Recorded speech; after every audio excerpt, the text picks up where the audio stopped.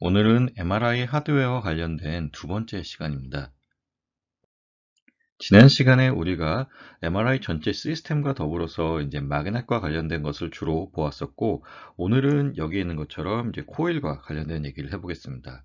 자, 코일은 크게 두 가지로 나누어서 볼 수 있습니다. 첫 번째가 여기 있는 것과 같은 RF 코일, 그리고 여기 있는 그레디언트 코일, 이렇게 두 가지의 코일을 볼 수 있고요. 자, 여기에 하나를 더 붙인다라고 하면 이제 쉬밍 코일이 더해질 수 있습니다. 자, 근데 쉬밍 코일은 뭐 우리가 조작할 수 있는 부분이 특별히 아니기 때문에 그 부분과 관련해서는 맨 마지막에 간략하게 다룰 예정이고요.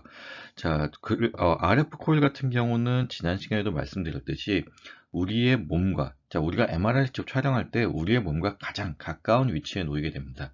그리고 이거를 우리가 쉽게 설명을 하면 안테나라고 설명을 할 수 있고요. 자, 트랜스밋과 리시버의 기능을 동시에 하는 안테나라고 설명할 수 있습니다.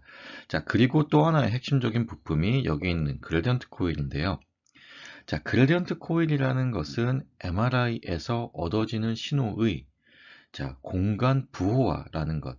자, 이 어떤 특정 신호가 어떤 위치에서 나왔는지를 3차원 공간상에서의 분해를 할 수 있는 기능을 더해주는 것이라고 보시면 되겠습니다. 자, 방금 말씀드렸듯이 XY 지축, 즉 이제 3차원 공간상에서의 그 위치의 구분이 가능해야 되기 때문에 여기 있는 것처럼 자, X, Y 지축의 코일을 각각 걸어주게 됩니다. 자, 그리고 지금 그레디언트라고 하는 의미가 경사라는 의미를 갖고 있죠.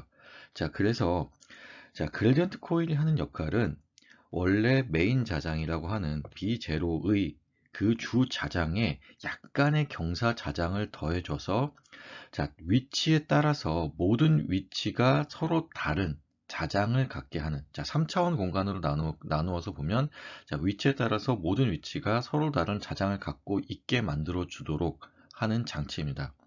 자, 그 자장의 값이 서로 다르다고 하면 우리가 알고 있는 오메가 제로라고 하는 라모 프리퀀시가 감마 B 제로라는 값에 비례하게 되죠. 자, 근데 여기서 오메가 제로 플러스 델타 오메가라고 하는 값이 있고, 자, 오메가 제로라고 하는 것이 감마 B 제로이고, 자, 여기 있는 델타 오메가라고 하는 값이 감마의 b라고 우리가 설정을 해 보겠습니다. 자, 그러면 이 b라는 값이 결국은 자, 그레디언트 코일에서의 그 경사값 거기에 거리를 곱한 결과가 되고요. 자, 이렇게 되면 지금 우리가 최종적으로 얻게 되는 뭐 라모 프리퀀시의 어떤 델타 오메가가 더해진 이 값은 자, XY 지축 값에 따라서 다 다를 수 있습니다. 자, 그러면 이 프리퀀시를 우리가 이미 알고 있다라고 하면 어떤 위치에서 이 신호가 얻어졌는지를 확인할 수 있는 장점이 있는 것이고요. 그에 대해서 먼저 다뤄보고 그리고 추가로 이제 RF 코일과 관련해서 다뤄보도록 하겠습니다. 그레디언트 코일과 관련해서 조금 더 살펴보도록 하겠습니다. 자, 지금 방금 봤었던 XY 지축 방향으로의 그림이 여기 그려져 있고요. 자, 지금 여기서 XY 지축을 우리가 3차원 공간상에서 어떻게 설정을 하냐 하면 자, 지금 여기 그려져 있는 이 원통이 우리가 알고 있는 이제 매그넷입니다. 자, 매그넷이고 지금 이 안쪽으로 들어가는 이 방향을 플러스 지축 방향으로 우리가 설정하게 되면 이것이 B0 방향이 되는 것이고요. 자, 지금 이제 환자가 이렇게 누워 있다라고 하고 자, 뭐 여기가 코가 있고 여기 뒤통수가 있다라고 했을 때 자, 지금 보시면 이 환자의 그 머리가 향한 방향. 자, 일반적으로 우리가 누워서 머리를 찍는다라고 봤을 때의 기준으로 보면 자, 머리가 향하는 이 방향이 이제 B0의 방향이 되고 이게 플러스 뒤쪽 방향이 되고요. 자, 환자가 이렇게 누워 있다라고 했을 때 자, 좌우로 향하게 되는 이 방향이 자, X방향. 그리고 자, 앞뒤로 향하는 이 방향을 Y방향으로 하게 됩니다. 자, 그래서 지금 여기서도 마찬가지로 환자가 이와 같이 누워 있다라고 했을 때 자, 앞뒤로 환자의 그 코와 뒤통수 방향으로 향하는 방향으로 지금 코일이 이와 같이 형성되어 있는 이것이 Y 그레디언트 코일. 그리고 자, 환자 기준으로 좌우로 위치한 이 코일이 이제 X 그레디언트. 그리고 지금 보시는 것과 같이 자, G축 방향으로, Z축 방향으로 정렬되어 있는 이것이 G 그레디언트 코일 되겠습니다. 자, 그래서 이 XY G축과 관련된 그레디언트 코일은 자, 이와 같이 한 번에 다 이게 컴바인 되어 있는 형태로 구성이 되어 있고요. 자, 여기 적혀 있는 것처럼 매그넷의 내경 안쪽에 위치하게 됩니다. 그리고 자, 위치에 따라서 자, 중요한 것은 이겁니다. 자, 위치에 따라서 B0의 세기를 순간적으로 변화시킨다라는 것이고요. 자, 우리가 앞으로 배우겠지만 펄스 시퀀스라고 하는 것이 있습니다. 자, 펄스 시퀀스라고 하는 것이 굉장히 이제 중요한 역할을 하게 되는데, 자, 우리가 MR 영상에 대조도를 얻는 데 있어서 이제 두 가지가 쓰이게 됩니다. 자, 대조도라고 하는 것이 이제 어떤 그 조직 간의 영상의 신호의 차이를 보여주는 것이라고 한다면, 그 신호의 차이를 보여주는데 쓰이는 것이, 자, 첫 번째가 여기 있는 펄스 시퀀스, 그리고 두 번째가 조직 고유의 특성입니다.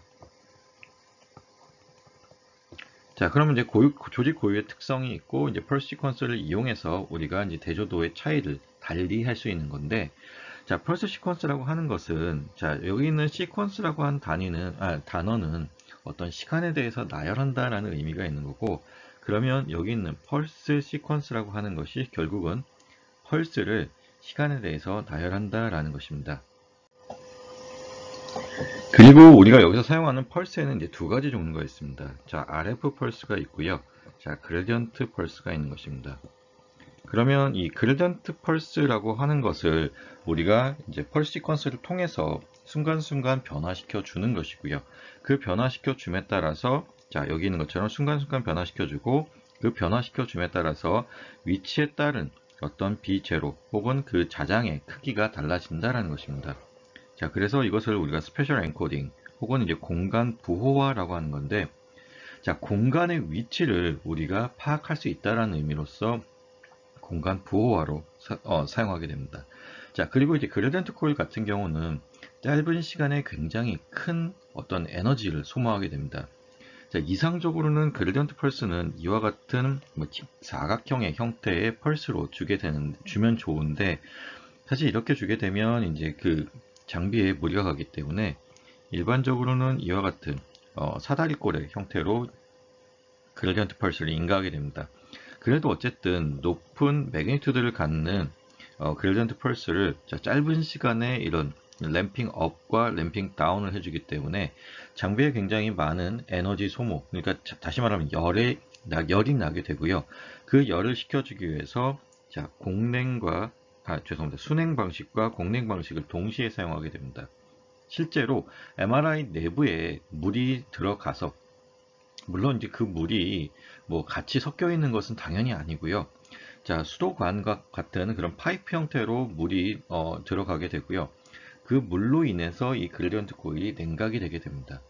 만약에 이 그레디언트 코일 자체가 냉각이 잘 이루어지지 않게 되면, 자, 노이즈를 만들어내는, 그러니까 다시 말하면 서멀 노이즈를 만들어내는 어떤 노이즈의 소스가 될 수도 있기 때문에 이 냉각 방식이 굉장히 중요하고요. 자, 지금 여기 보시는 것처럼 두드리는 듯한 소음과 진동을 유발한다고 되어 있는데, 자, MRI를 찍을 때 굉장히 큰 소음이 나게 됩니다. 자, 그리고 그 큰 소음을 내게 만드는 주요 원인이 바로 이 그레디언트입니다.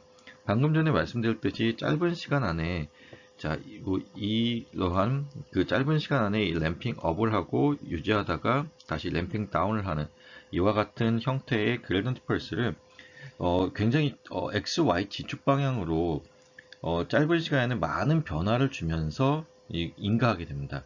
자, 그렇게 되면 그것이 결국은 이제 소음과 진동을 유발하게 되는 것이고요. 자, 일반적으로는 진동까지 유발하지는 않는데, 자, 우리가 뒤에서 다루게 될 디퓨전 웨이티드 영상이라는 것이 있습니다. 자, 디퓨전 그레디언트라는 것을 이용해서 영상을 얻게 되는데, 자, 이 디퓨전 그레디언트라고 하는 것이 XY 지축 방향으로 굉장히 높은 그 매그니튜드의 그레디언트를 인가하게 됩니다. 그런 경우에 이제 심지어 이제 진동까지도 나타나게 되는 것이고요. 자, 그리고 이제 여기 보시는 것처럼, 자, 주자계라고 하는 것이 B0죠. B0의 공간에 따라 자개를 더하거나 빼는 역할을 하게 된다. 자, 다 중요한 건 이겁니다. 자개의 방향을 바꾸진 않습니다. 같은 방향, X, Y, G축 방향은 동일한데 그 방향에 따라서 자, 약간의 차이를 더해주는 것이지 방향을 바꾸진 않는다는 것입니다. 자, 그래서 보시는 것 같이 자, B라고 하는 새로운 업데이트된 어떤 자장은 자, B0라고 하는 자, 주 자장에 자, GX의 X, 그 다음에 GY의 Y, GG의 G인데 자, 방향은 G축 방향으로 이루어져 있는 것은 동일하다라는 것이고 자, XY G축상의 거리, 위치에 따라서 이 값이 약간씩 더해지거나 빼지는 형태로 된다는 것입니다. 자, 그래서 지금 여기 있는 것처럼 자, 정사자양 G를 우리가 XY G축의 컴포넌트로 나누어서 표현할 수 있는 것이고요. 자, 이렇게 표현했을 때 우리가 B라고 하는 지금 앞에 썼었던 이 결과는 B0의 자, G와 R의 곱에 지금 G축 방향의 유닛 단위를 곱해준 형태가 되겠습니다. 자, 최대 진폭이라고 하는 것이 자, 지금 아까 말씀드렸던 이러한 그레디언트 펄스에 있어서 자, 올라갈 수 있는 이 맥시멈 값을 얘기하게 됩니다. 자, 이것이 지금 뭐 10에서 60mT 테슬라 퍼 미터로 되어 있는데 자, 이거 제가 참고한 교재가 이거 좀 오래된 교재여서 그렇고요. 최근에 쓰이는 것들은 이제 80mT 테슬라 퍼 미터가 많이 쓰이게 되고 그리고 자, 뭐 연구용 장비로서 지금 개발된 것은 자, 100mT 테슬라 퍼 미터까지도 개발이 되어 있습니다. 자, 그러면 지금 이 진폭이 높은 것이 왜 좋은지에 대한 것인데 지금 보면은 뭐 10에서 60짜리가 쓰이다가 80짜리도 개발되었고 지금 100mT 테슬라짜리도 개발되었다라고 하는 것은 자, 높을수록 좋은 장점이 있다라는 것이겠죠. 자, 높을수록 좋은 장점은 바로 이겁니다. 굉장히 단순한 거고요. 시간을 단축할 수 있다는 것입니다. 자, 우리가 원하는 그레디언트는 자, 이와 같은 내부의 아래 면적을 가지고 계산하게 됩니다. 자, 그러면 같은 면적을 우리가 인가하면 되는 것이고 그 면적을 인가하는 데 있어서 만약에 시간이 짧다라고 하면 죄송합니다. 자, 이 높이를 더 높일 수 있다라고 하면 같은 시간 죄송합니다. 더 짧은 시간 안에 이 같은 그레디언트를 인가할 수 있겠죠. 자, 그렇게 되면 우리가 MRI를 찍는데 걸리는 시간이 단축될 수 있다는 장점이 있습니다. 그래서 지금 100mT per 미터까지 나와 있는 것이고요. 자, 그리고 이제 그 다음에 나오는 것이 슬류 레이트라고 하는 것인데 아까 말씀드렸듯이 우리가 이상적으로는 이와 같은 직각 사각형의 형태의 펄스를 만들면 좋은데 뭐 장비에 무리가 가기 때문에 이와 같은 직사각형 형태는 만들 수가 없고요.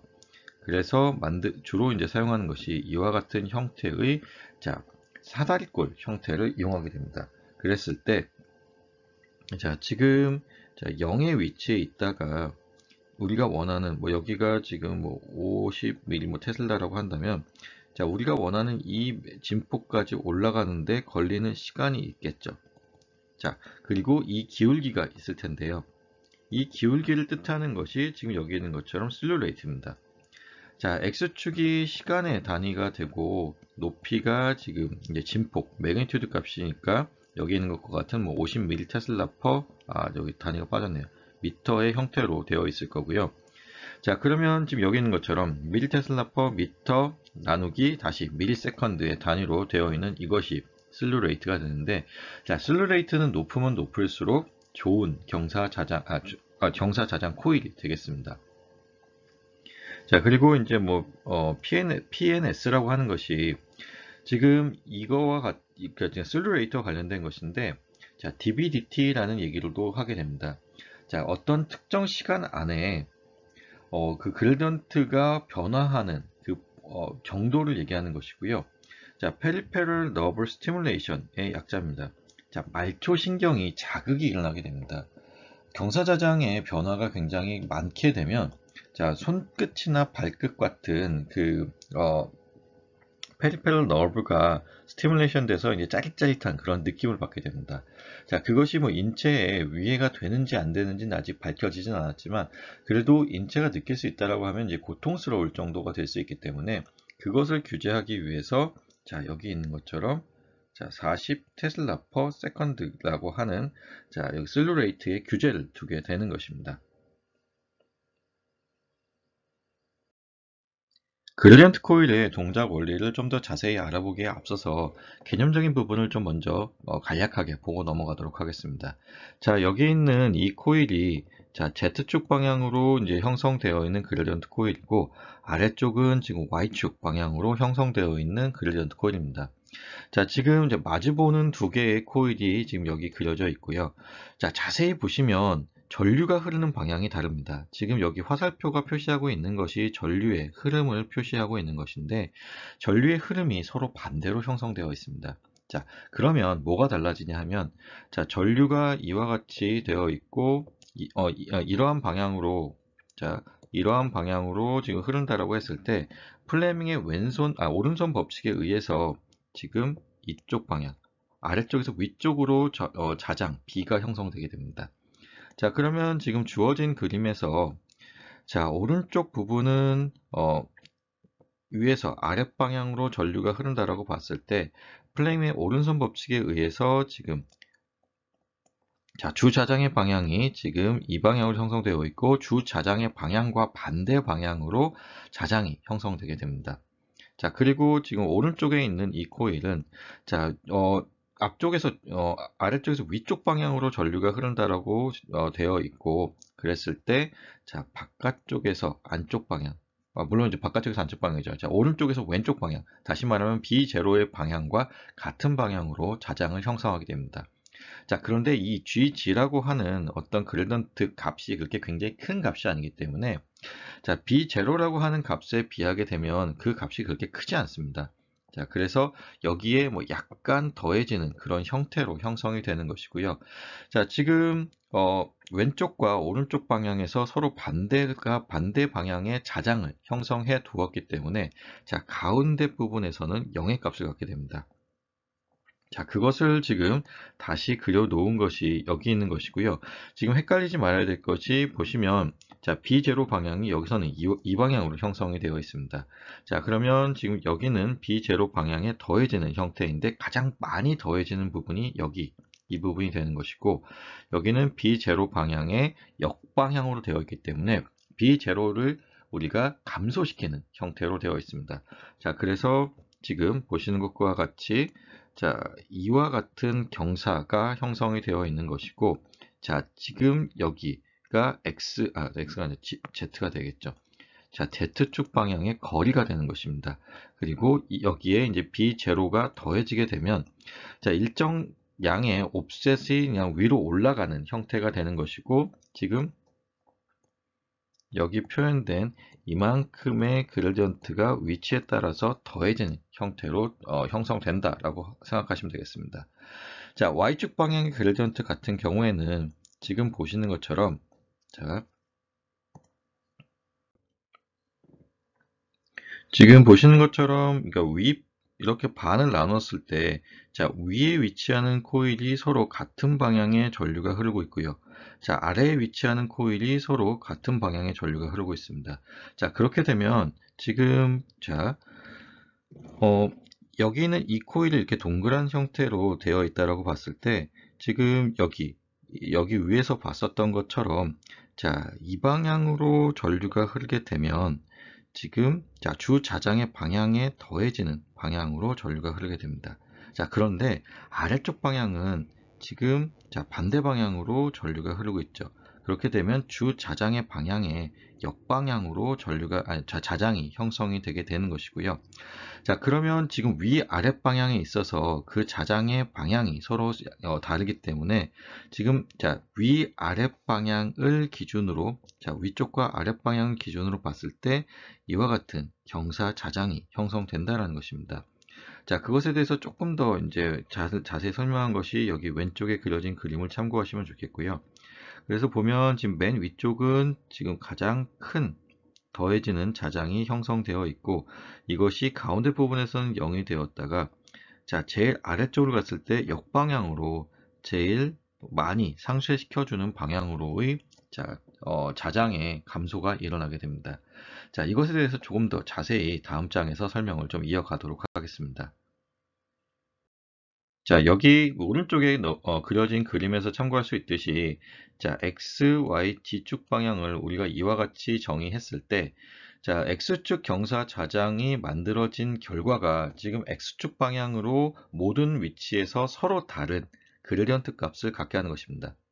자, 지금 보시는 것처럼 같은 y 값에 대해서는 같은 지금 자, 그레디언트 값을 갖게 되죠. 자, 그런데 x축 상에서를 봤을 때는 서로 다른 그레디언트 값을, 경사 자장 값을 갖게 만드는 것이 지금 이 x축 경사 자장의 특징인 것이고요. 자, y축 경사 자장도 마찬가지입니다. y축 상으로 봤을 때는 서로 다른 값을 갖게 하되, 자, 즉 같은 x나 g축 방향으로 봤을 때는 같은 값을 갖게 만드는 것이죠. 자, g축 방향으로는 지금 이와 같은 경사 자장을 형성하게 되는 것이고요. 자, 이와 관련해서 이제 강의 노트에 적혀 있는 내용을 좀 보면, 자, 3차원 공간 내에서 물체의 영상 정보를 얻기 위해 자, 위치 정보를 얻어야 되는 문제가 있습니다. 자, 그런데 자, 주자기장 B0는 균일하게 형성되어 있습니다. 자, 그리고 그래서 이제 물체 내에서 나오는 주파수가 일정하다는 것입니다. 자, 라모 프리퀀시 오메가 제로로 일정한 주파수가 나오기 때문에 자, 그것만 가지고는 우리가 물체 내의 공간 정보를 얻을 수 없다라고 하는 것이 특징입니다. 그리고 이것이 문제죠. 자, 그래서 문제 해결을 위해서 자, 아이소센터라고 하는 것이 XY 지축상에서 이제 0에 해당하는 위치가 됩니다. 자, 지금 뭐 XY 지축을 자, 이와 같이 그린다라고 봤을 때, 자, XY 지축을 이와 같이 그린다라고 봤을 때, 여기 원점에 해당하는 이 위치를 우리가 아이소센터라고 부르게 됩니다.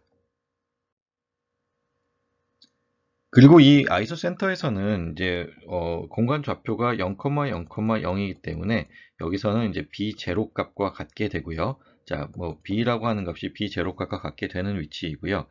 자, 아이소 센터를 기준으로 각 방향의 자, 거리에 비례하는 주파수의 변화를 가하면 아까 앞에서 보았던 것처럼 자, gx라고 하는 경사 그래디언트에 x라고 하는 위치를 더하고 곱하고 여기에 뭐 gy의 y 그리고 gg의 자, g를 곱해서 각각을 더하게 되면 자, 거리에 비례하는 주파수의 변화를 가하게 되는 것이죠. 자, 거리에 비례해서 B 필드가 생성이 되게 되고 우리가 오메가가 감마의 B로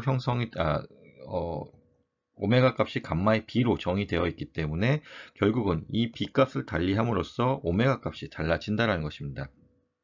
그래서 오메가 값을 우리가 변화를 가하면 자, 각 위치마다 물체 내에서 나오는 신호가 서로 다른 주파수를 갖게 되는데 그것이 여기서 얘기하는 것과 같은 공간에 대한 정보가 된다는 것입니다. 그래서 각 방향마다 선형적인 주파수의 변화를 가하고 그것을 우리가 델타 오메가라고 했을 때 자, 감마 델타 B 값이 되게 되고요. 자, 각각의 경사 코일들의 자기장 변화의 모든 방향은 자, 모두 주 자기장의 방향인 지축 방향에 따라 달라진다는 것입니다. 그래서 자, 이와 같이 GG, GY, GX에 대한 자, 경사 그래던트이기 때문에 자, 이와 같은 편미분의 형태로 우리가 정의가 되는 것이고요. 자, 그리고 경사 코일 자기장의 세기는 자, 코일에 가해지는 전류에 따라 결정된다라는 것은 우리가 지난 시간에 매그넷을 디자인할 때 그 마그넷 자체를 우리가 주 자장의 크기를 높게 만드는 방법이 두 가지가 있었습니다. 첫 번째가 자, 이 감기는 권선 B를 높이는 방법. 자, 어떤 솔레노이드 형태가 만들어진다고 했을 때 이 권선 B를 다시 말하면 코일을 많이 감으면 큰 자장이 형성된다 그랬고요.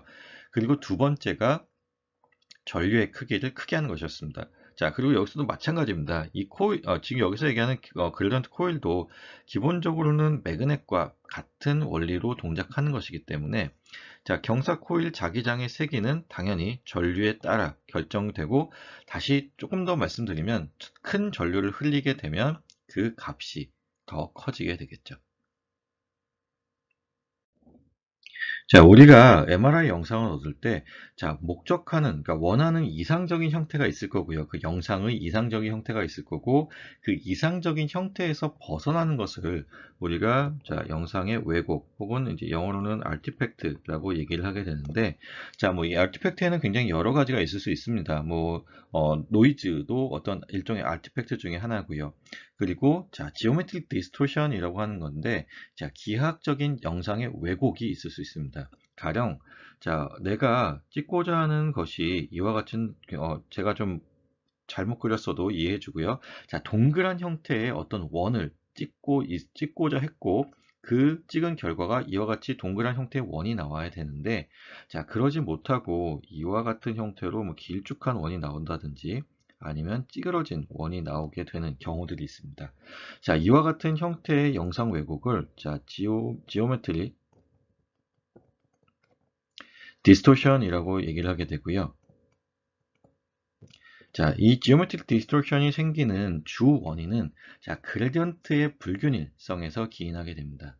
자, 지금 아까 말씀드렸듯이, 자, 공간상에서의 위치를 우리가 파악하는 근거가, 자, 이 그레디언트가 리니어하다라는 가정하에 우리가 더해진 그레디언트가 우리 오메가 값을 결정하게 되고, 그 오메가 값의 차이에 의해서 공간의 위치를 결정하게 됩니다. 그런데 만약에 우리가 리니어하다고 가정했던 그 그레디언트 값이 리니어하지 않고 넌 리니어하게 된다라고 하면, 자, 우리가 파악하고 있는 위치에 대한 정보가 틀리게 되겠죠. 자, 위치에 대한 정보가 틀리게 된다라고 하면, 자, 원래 나와야 되는, 지금, 자, 이와 같은 원이 있다라고 했을 때, 원래는 이와 같은 신호가 얻어져야 되는데, 그 신호가 밀려서, 자, 공간적으로 밀려서 표현되어서 지금 안쪽에 있는 이 파란색 원으로 표현되었다라고 생각할 수 있는 것입니다. 자, 이와 같은 기하학적인 왜곡 현상을 우리가 지오메트릭 디스토션이라고 얘기를 하게 되고요. 자, 그 대표적인 원인이 여기 있는 것과 같은, 자, 에디 커런트도 하나의 지금 그 기하학적인 왜곡을 만들어내는 소스가 되겠습니다. 자, 앞에서도 말씀드렸듯이 우리가 이상적으로는, 자, 이와 같은 직사각형의 그레디언트 펄스를 인가하고 싶은데, 사실 뭐 이거는 어디까지나 이상적인 거고 이렇게 인가할 수가 없기 때문에, 자, 시간을 두고 지금 이와 같이 램핑 업, 자, 그리고 여기를 우리가 플랫 탑이라고 하게 되는데요. 그리고 이제 램핑 다운, 램프 다운을 하게 되는 이와 같은 형태의 이제 사다리꼴 모양으로 이제 그레디언트를 디자인하고 인가하게 됩니다. 그러면 이상적인 형태가 이와 같은 형태가 될 텐데, 자, 아이디어란 경우에 우리가 이와 같은 형태의 그림이 나와야 되는데도 불구하고 지금 이와 같은 지금 형태의 그림이 나오는 이유 중에 하나가, 자, 그레디언트 코일이 전류가 들어가서 그레디언트 코일이 우리가 경사자전을 형성할 때, 자, 그 움직임을 방해하는 방향으로 어떤 전기적인 현상이 유도되게 됩니다. 그와 같은 것을 뭐 와류 혹은 이제 에디 커런트라고 얘기하게 되는데요. 이 에디 커런트 때문에, 자, 이 움직임이 방해를 받는 것입니다. 우리가 딱 어떤 정해진 시간에 올라가고 이와 같은 플랫탑을 형성하면 되는데, 그것이 아니라 방해를 받으면서 올라가게 되면 이건 리니어한 형태가 아니라 뭐 이와 같은 형태로 올라간다든지, 뭐 올라가서도 지금 나중에 내려올 때도 좀 느리게 내려오는 이와 같은 형태를 형성할 수 있습니다. 자, 그렇게 되면 지금 이 위치에서 형성되는 것은 리니어한 패턴이 아니라 어떤 넌 리니어한, 뭐 익스포넨셜하게 뭐 증가하고 감소하는 형태도 넌 리니어한 것이니까 넌 리니어한 형태로 형성이 되게 되고요. 자, 이 에디 커런트 효과가 심각할 경우에는, 자, 이와 같은 파형도 보여줄 수 있습니다. 뭐 이건 어디까지는 예시니까 뭐 이렇게 되는 것인데, 뭐 깁스 현상과 같은 현상이 여기서 나타나게 될 거고요. 자, 이와 같은 현상이 일어났을 경우에, 자, 여기 보이는 것처럼 우리가 원치 않는 이런 모양의 변형을 일으킬 수 있다는 것인데, 이것이 일반적으로 많이 일어나는 현상 중에 하나입니다. 그리고 특히나 큰 그레디언트를 가해주는 영상인 경우에는 더 심해지고요. 자, 앞에서 설명을 드렸던 예 중에, 자, 큰 그레디언트를 사용하는 것이 디퓨전이라고 하는, 자, 영상 방법이 있다고 했었습니다. 자, 디퓨전 영상 같은 경우에는 이 현상이 크기 때문에 자, 이것을 보정해 주는 것도 영상 처리에 뭐 굉장히 중요한 핫 이슈 중에 하나입니다.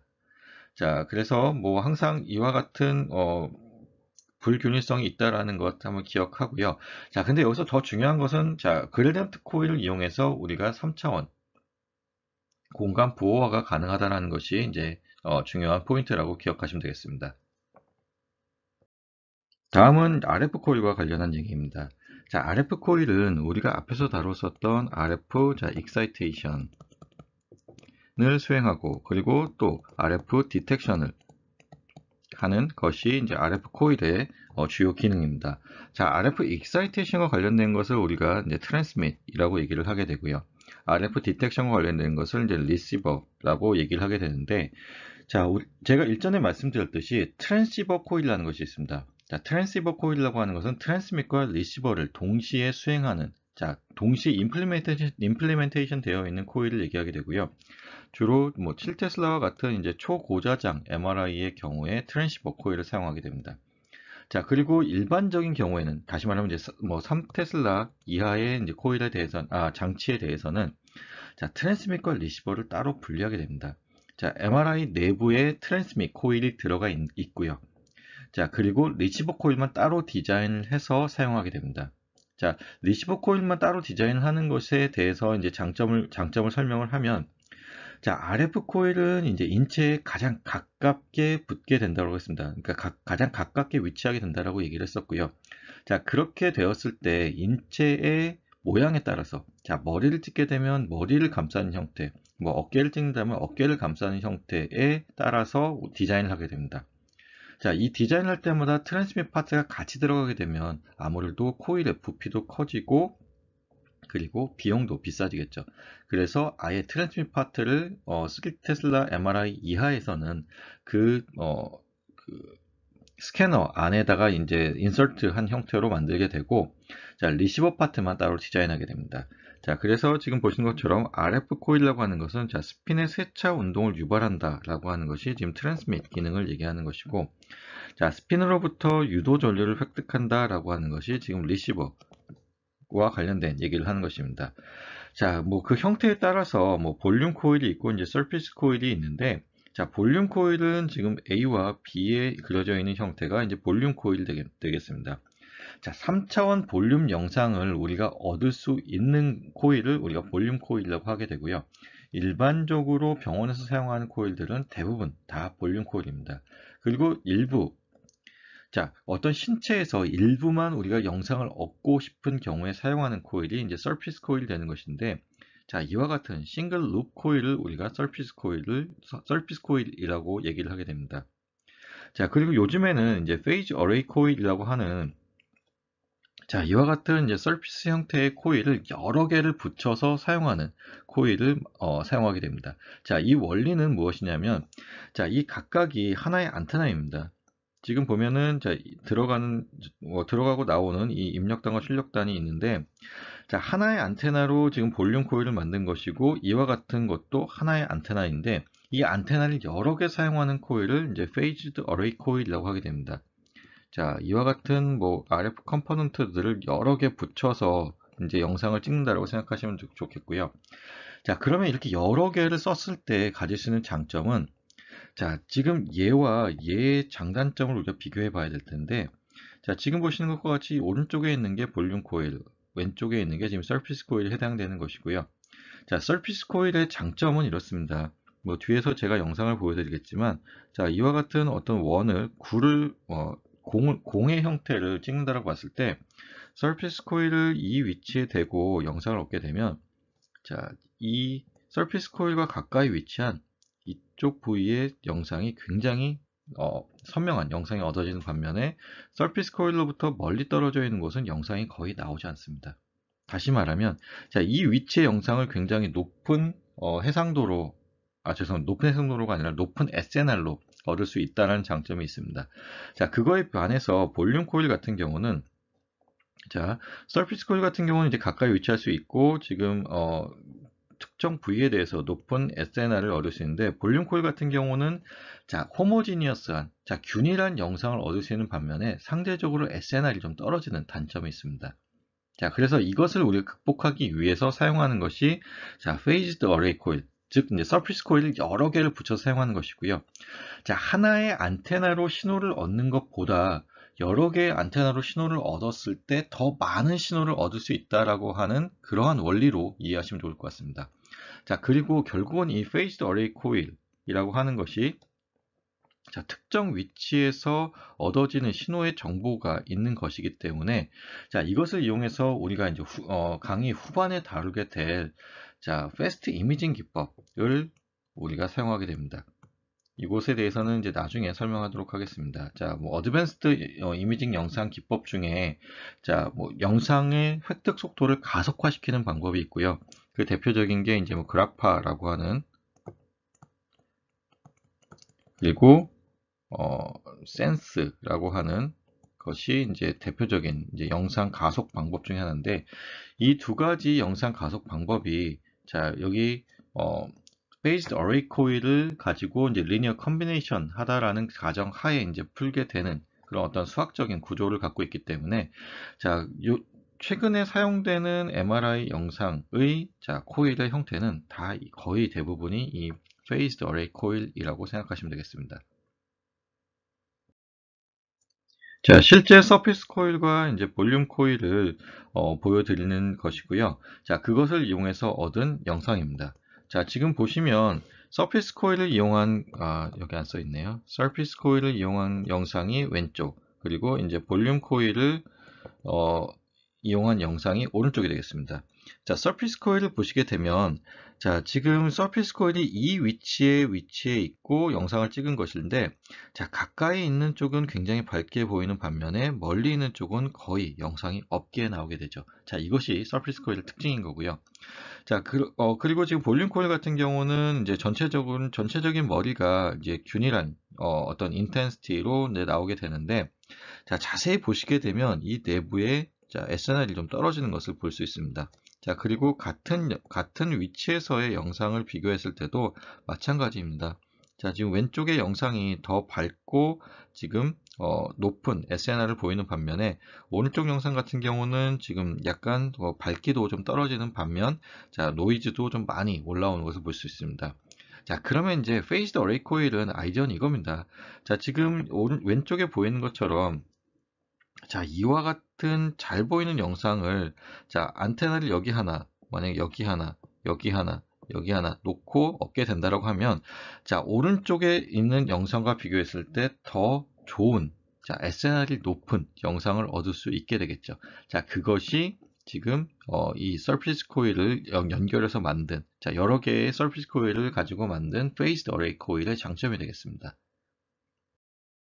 자, 그래서 앞에서 말씀드렸듯이 RF 코일은 이제 크게 세 가지로 나눌 수 있습니다. 여기 있는 것처럼 자, 통송신용, 즉 트랜스밋 코일, 그리고 자, 리시버 코일, 자, 그리고 자, 트랜시버 코일이라고 하는 것입니다. TX, RX 코일이라고 얘기를 하게 되는데 자, 송신용 고주파 코일, 즉 트랜스밋 코일의 장점은 이렇습니다. 자, 송수신용, 즉 트랜시버 코일에 비해서 자, 균일한 B1. 자, B1 필드라고 하는 것이 결국은 RF를 얘기하게 되는 것인데, RF 값이 만약에 뭐, 균일하지 않다라고 하면, 우리가 원하는 위치를 익사이테이션 시키지 못하겠죠. 자, RF 코일이 하는 역할 중에 이제 트랜스밋 파트가 하는 역할은 자, 익사이테이션을 시키는 것입니다. 그러니까 스핀을 여기시키는 것인데 우리가 특정 주파수의 스핀을 여기시키는 것이 목적인데 자, 만약에 이 B1 값이 균일하지 않다라고 한다면 다시 말하면 RF가 가지고 있는 그 프리퀀시 값이 우리가 목적하는 그 프리퀀시가 아니라고 한다면 우리가 원치 않는 스핀이 여기 될 수 있겠죠. 자, 그와 같은 얘기를 하는 것입니다. 그래서 균일한 B1을 전송할 수 있다는 것이고요. 자, 고자장 시스템에서 균일한 B1 자기장을 생성하는 것이 어려워지고, 그리고 자, 특이 흡수율이라고 하는 것이 SA라고 하는 것이 되겠는데, 자, SA라고 하는 것이 높아지는 문제가 있어서 지금 트랜시버 코일이 쓰인다라고 하는 것이고, 자, 지금 이 얘기는 이제 7테슬라 MRI에 해당하는 얘기가 되겠습니다. 자, 지금 바깥쪽에 이제 크게 만들어진 트랜스밋 코일이 있을 때와 안쪽에 이제 뭐 만약에 머리를 찍는다라고 하면 머리에 가장 가깝게 위치한 트랜스밋 코일이 있다라고 했을 때, 자, 지금 여기 고자장 MRI에선 특징이 이겁니다. 바깥쪽에서 지금 안쪽에 있는 어떤 오브젝트로 RF를 넣어줄 때 이 RF가 웨이브폼이 자, 이와 같은 웨이브폼으로 형성되게 된다라고 보게 되면 뭐 3테슬라나 혹은 1테슬라라고 가정하게 됐을 때 이렇게 된다라고 하면 자, 7테슬라에서는 이 웨이브폼이 더 이렇게 급격하게 변하는 형태로 되게 됩니다. 자, 그러면 자, 멀리서 쏴줬을 때 자, 이 패턴이 워낙 변화가 많기 때문에 이 안쪽에서 이제 호모지니어스한 그런 트랜스밋이 어렵다라는 문제가 있습니다. 그래서 가급적 가까이 붙인다라는 얘기고요. 자, 그리고 또 하나의 문제는 그겁니다. 지금 멀리서 쏴줘서 안쪽에 에너지를 전달할 때, 자, 거리에 따라서 상쇄되는 효과가 있기 때문에, 자, 안쪽에서 우리가 원하는 익사이테이션을 일으켜주기 위해서는 더 많은 에너지를 쏴줘야겠죠. 그런데 가까이 붙이게 되면 자, 비교적 적은 에너지를 가지고도 우리가 원하는 익사이테이션 효과를 얻을 수 있다는 것입니다. 그것과 관련된 것이 여기 특이 흡수율, 자, Specific Absorption Ratio라고 하는, 레이트라고 하는 자, 싹값에 해당되는 것이고, 자, 우리가 일반적으로 사용하는 이제 핸드폰의 경우에도 핸드폰이 방출하는 RF가 뭐 뇌나 아니면 인체에 미치는 영향에 대해서 항상 고려를 하게 되어 있습니다. MRI도 마찬가지고요. 이 사 값이 높아지게 되는 경우에 인체에 위해를 가할 수 있기 때문에 이 사에 대한 규제가 있고 그것을 낮추는 것이 항상 숙제입니다. 자, 그렇기 때문에 이제 3T 이상의 코일, 자장에서는 주로 이제 트랜시버 코일을 사용한다라는 것이고요. 자, 수신용 고주파 코일은 자, 다채널 코일, 앞에서 얘기했었던 이제 페이스드 어레이 코일이 뭐 최근에는 거의 대부분 사용된다라고 보시면 되겠습니다. 자, 그리고 이제 송수신용 고주파 코일 같은 경우는 자, 전송과 수신이 하나의 코일을 이용하여 이루어진다는 것입니다.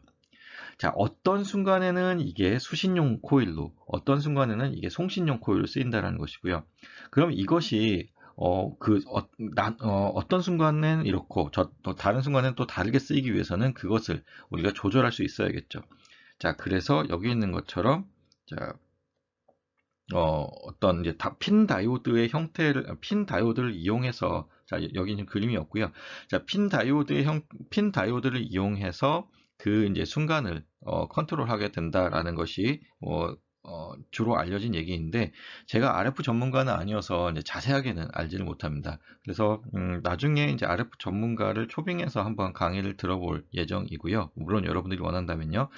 자, 그리고 여기 있는 것처럼 자, 일반적으로 송수신에 특화된 코일을 사용할 때보다 자, 신호대 잡음비가 떨어진다라는 단점이 있습니다.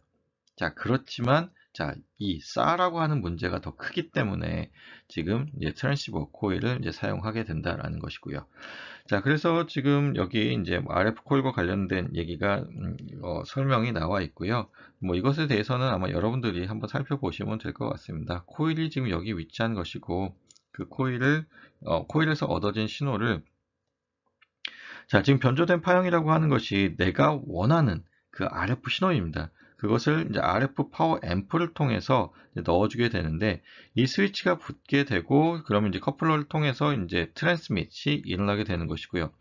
자, 대상 물체에서 어떤 신호가 얻어지게 되면 그게 리시버를 통해서 자, 여기 있는 이 스위치 동작을 뭐 조절함으로써 어떤 때는 이쪽으로, 어떤 때는 이쪽으로의 연결을 유도할 수 있겠죠. 자, 그래서 이제 리시버에서 이제 신호가 얻어지게 되면 이쪽으로 지금 신호가 연결이 되는 것이고 다시 그 측정된 생체 신호를 앰플리파이 한 다음에 자, 디모듈레이터를 통해서 자, 여기 있는 것처럼 아날로그 디지털 변환기로 넣어준다라는 것이 지금 트랜시버 코일의 동작 원리가 되겠습니다. 그리고 여기에서 사용되는 것이 이제 핀 다이오드가 사용되는 것이고요. 이와 관련해서는 나중에 좀 더 자세히 다룰 기회가 있을 것 같습니다. MRI와 관련된 학회를 가게 되면 뭐 예전만큼은 아닌데 RF 코일과 관련된 연구가 굉장히 많이 이루어지는 것을 볼 수 있습니다. 뭐 RF 코일 디자인과 관련된 뭐 초록이나 논문 발표가 꽤 많은 숫자가 여전히도 이루어지고 있고요. 그에 반해서 뭐 그레던트 코일이나 매그넷 디자인과 관련해서는 뭐 거의 뭐 연구가 이루어지지 않는데 자, 그 이유는 이렇습니다. 그레던트 코일이나 매그넷 디자인과 관련해서는 어떤 작은 연구소나 병원에서 수행할 수 있는 사이즈가 아닙니다. 그 크기도 굉장히 클 뿐더러 금액도 상당한 금액이 소요되기 때문에 이제 주로 이루어지지 않는 이유이고요. 자, 반면에 RF 코일은 그래도 비교적 뭐 컨트롤 할 수 있는 그런 사이즈입니다. 그래서 자, RF 코일과 관련돼서 뭐 영상 연구를 하는 연구진들이 여전히도 많이 있고요. 뭐 공학을 연구하는 학생의 입장에서는 RF 코일 디자인도 하나의 뭐 좋은 연구 주제가 될 수도 있습니다. 자, 지금 여기 있는 이 사진이 제가 예전에 일했었던 연구소에서 뭐 제가 만든 건 아니고 그때 당시에 이제 같이 일하던 연구원이 직접 만든 RF 코일이고요. 자, 이 RF 코일을 자세히 보시면 자, 이 안에 이와 같은 형태의 엘리먼트가 보이실 겁니다. 자, 이 하나의 엘리먼트가 지금 아까 말씀드렸던 이제 서피스 코일 하나에 해당하는 것이고요. 이것을 지금 이와 같은 형태로 이어 붙여서 만들었기 때문에 자, 이것이 자, 베이스드 어레이 코일이 되겠죠. 자, 제가 기억하기로는 이게 총 64개의 이런 엘리먼트들을 가진 자, 64채널 코일이 되고요. 자, 서피스 코일이 몇 개 쓰였냐에 따라서 그것을 우리가 채널이라고 부르게 됩니다. 그래서 64개의 서피스 코일이 쓰이게 되었다라고 하면 그것이 64채널 phased array 코일이 되는 것이고요. 자, 그리고 지금 몇 개의 채널이 쓰였는지를 이제 보다 손쉽게 파악할 수 있는 방법은 여기 위에 보면 지금 앰프가 달려 있습니다. 각각이 앰프인데 자, 서피스 코일 하나마다 하나의 앰프가 달려 있게 됩니다. 그래서 총 64개의 앰프가 달려 있는 것을 이제 뭐 예전에 뭐 직접 확인할 수 있었고요. 자, 지금 이와 같은 코일 디자인이 또 이제 이슈가 되는 게, 자, 아까 앞에서 말씀드렸듯이 어떤 부위를 찍냐에 따라서 그 코일의 형태가 달라지게 됩니다.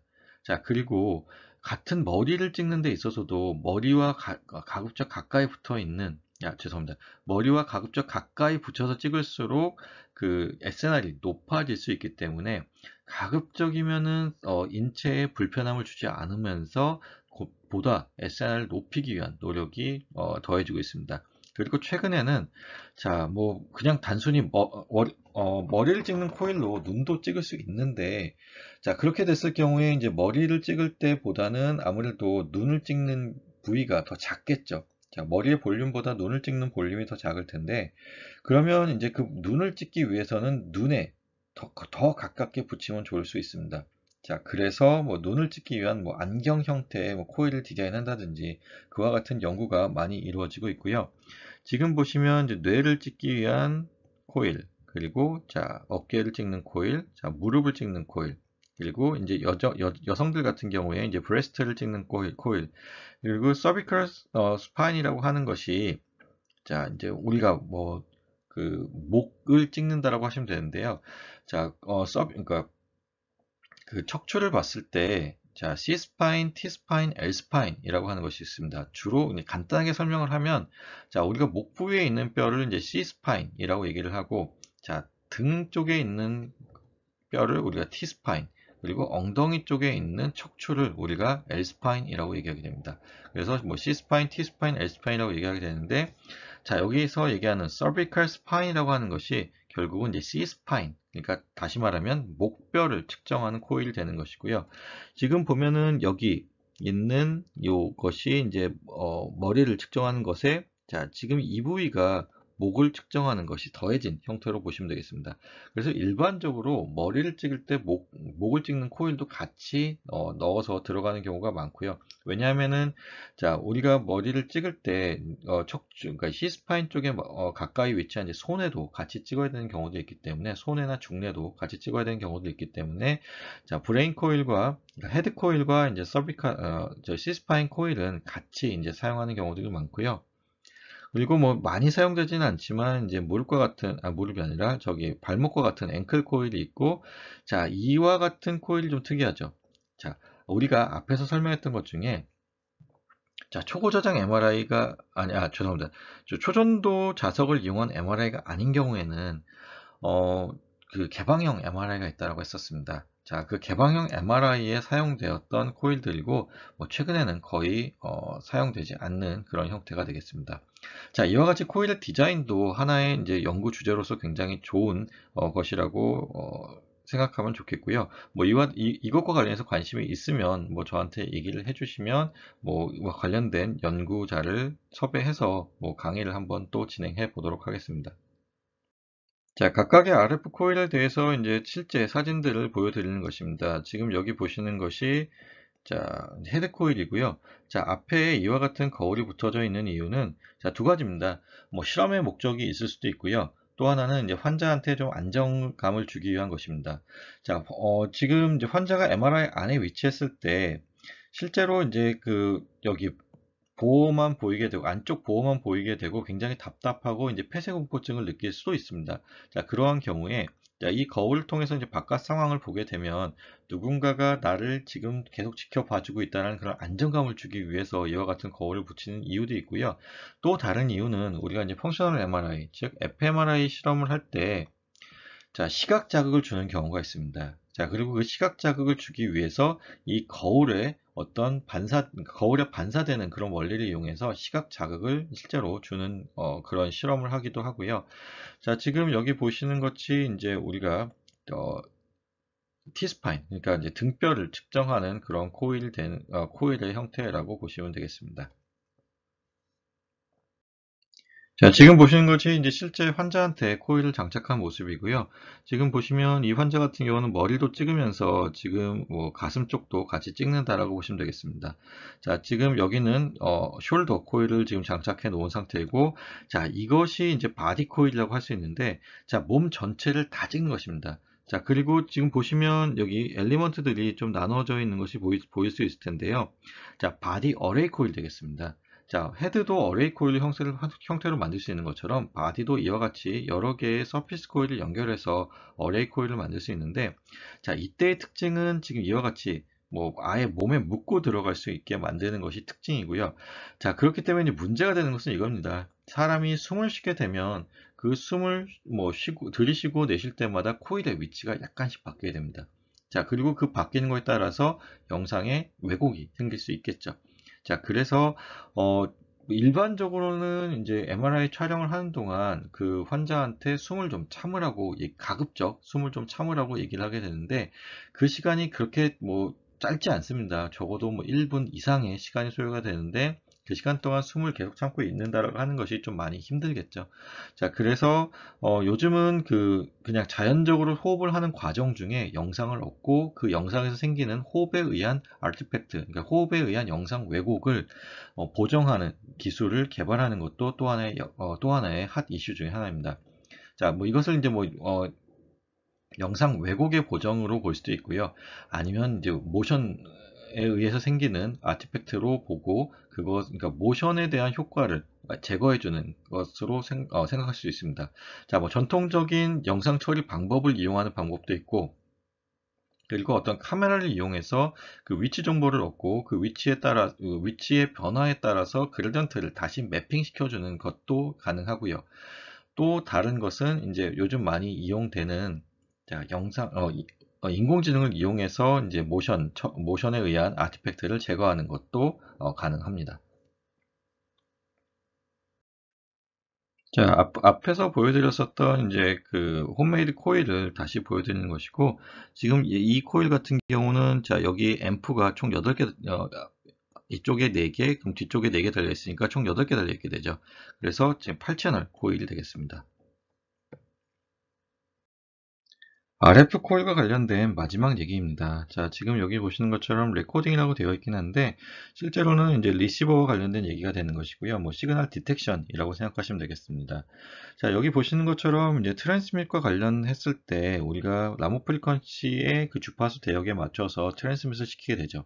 다시 말하면 익사이테이션 시키게 되는데, 익사이테이션 할 때 썼던 그 프리퀀시와 동일한 프리퀀시로 자, 튜닝이 되어 있는 리시버 코일을 사용해야 된다는 것이고요. 자, 그리고 여기는 뭐 보시는 것처럼 이제 프리 인덕션 디케이라고 하는 FID 신호를 매저한다라고 되어 있는데, 자, FID 신호만 매저하는 것은 아니고요. 자, 우리가 아직 다루지 않았기 때문에 안 나온 것인데, 자, 우리가 실제로 원하는 것은 에코 신호입니다. 자, 에코 신호를 같이 매저한다라고 보시면 되고요. 자, 그리고 뭐 여기 아래 쓰여져 있는 내용에 대해서는 뭐 각자 읽어보면 좋을 것 같습니다. 뭐 크게 중요한 얘기가 쓰여져 있는 건 아니고 그냥 뭐 제가 참고한 교재에 써 있어서 가져온 것인데요. 자, 뭐 지금까지 얘기했던 것 중에 중요한 것은 이겁니다. 지금 리시버 코일 같은 경우, 그 RF 코일 같은 경우는 이제 굉장히 다양한 디자인이 존재할 수 있고요. 그리고 지금 다양한 디자인이라고 하는 것은 자, 어떤 목적으로 쓰냐에 따라서 다시 말하면 어떤 부위를 어떤 부위에서의 신호를 측정하고 싶냐에 따라서 달라질 수 있다라는 것을 생각하시면 되고요. 자, 크게 세 가지의 RF 코일이 있다고 했었습니다. 자, 뭐 TX 코일, RX 코일, 그리고 TX RX 코일. 그리고 뭐 좀 어떤 또 다른 분류 방법으로는 이제 볼륨 코일이 있었고, 서피스 코일이 있었고, 이제 페이스 어레이 코일이 있었습니다. 자, 이것과 관련해서 뭐 각각의 코일에 대한 특징들을 좀 잘 기억하셨으면 좋겠습니다. 자, 우리가 지금까지 배운 코일이 RF 코일과 그레던트 코일 두 개가 있었고요. 자, 뭐 강의 초반에 한번 말씀드렸지만 여기에 더불어서 쉼 코일이 하나 있게 됩니다. 자, 상대적으로 이제 뭐 중요도가 낮기 때문에 이거는 그냥 여기 한 장의 슬라이드로 대체해서 다룰 예정이고요. 자, 지금 여기 보시면 지금 그레던트 코일이 있고, RF 코일이 있습니다. 근데 뭐 RF 코일이 여기 위치했다는 얘기는 이 RF 코일은 이제 TX 코일이라는 얘기고요. RX 코일, 그러니까 리시버 코일은 제일 안쪽에 위치하게 되겠죠.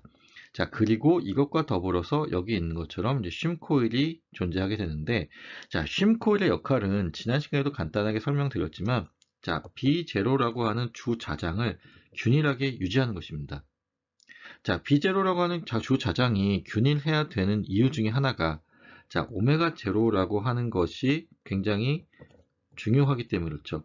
자, 오메가 제로라고 하는 것이 감마 B 제로로 우리가 정의가 되는데, 오메가 제로가 RX, TX의 기준이 되기도 하고요. 이 오메가 제로 값에 뭐 델타 오메가가 더해져서 공간의 위치 부호와 다시 말하면 스페셜 엔코딩도 이루어지게 됩니다. 그런데 만약에 B0가 틀어져 있고 그 결과 오메가 제로 값이 틀어져 있다고 하면 우리가 원하는 트랜스밋, 그러니까 다시 말하면 익사이테이션, 그리고 리시버도 할 수 없고요.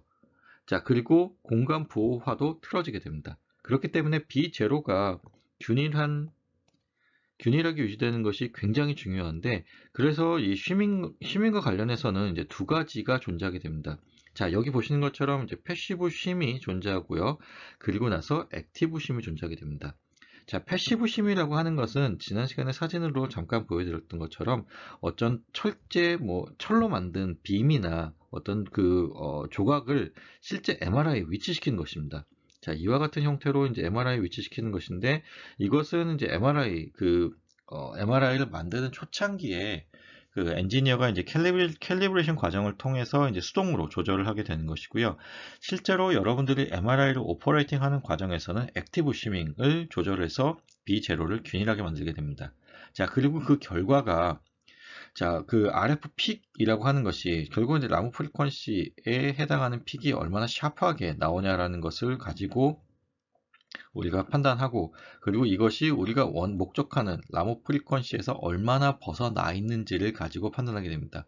뭐 보통 1에서 2ppm, 5ppm 이하의 차이가 나면은 좋은 것으로 알고 있고요.